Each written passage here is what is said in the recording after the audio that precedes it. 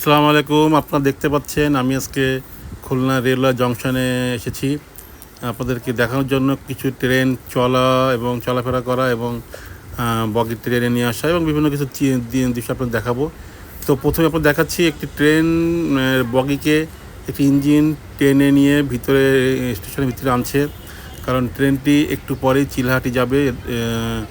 উপস্থিত অনেক যাত্রী এখানে আসেন এবং তাদেরকে পরিবহন করার জন্য ট্রেনটিকে অন্য এলাকা থেকে তার স্টেশনের ভিতরে একটি ইঞ্জিন দিয়ে আস্তে আস্তে নেওয়া হচ্ছে, কারণ এটাই ট্রেনের সিস্টেম যে ইঞ্জিন বগিগুলো কোনো জায়গা থেকে আসলে সেটাকে নিয়ে যায় অন্য একটি জায়গায়। সেখানে নেওয়ার পরে সেটাকে ভালো করে ধুয়ে মুছে পরিষ্কার করার পরে এটিকে আবার নির্দিষ্ট সময়ে ওটাকে স্টেশনে ঢোকানো হয়, আবার তখন তার গন্তব্যস্থানে যাবে। সেই জন্য তারপর দেখতে পাচ্ছেন যে ট্রেনটিকে স্টেশনে ঢোকাচ্ছে, তার নির্দিষ্ট স্থানে নিয়ে যাচ্ছে।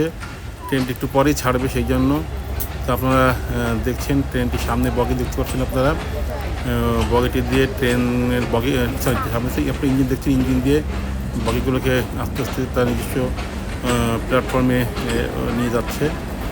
তো আপনারা দেখছেন প্রায় নিয়ে যাওয়া হয়েছে তার গন্তব্যস্থান যেটা, সেখানে প্রায় নিয়ে গিয়েছে।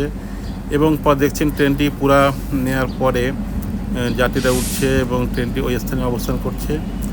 তো যাত্রী ওঠার পরে এটি আবার তার নির্দিষ্ট গন্তব্যস্থান যেখানে সে যাবে, চিলাহাটিতে সে যাবে।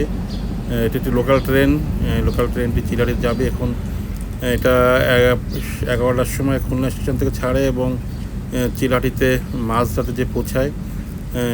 এটি খুলনা থেকে প্রায় প্রতিটি স্টেশনেই এটি থামে, যাত্রী নেয় এবং যাত্রী নামায় এবং আস্তে আস্তে এইভাবে ট্রেনটি চিলাহাটিতে যে পৌঁছায়। আজকে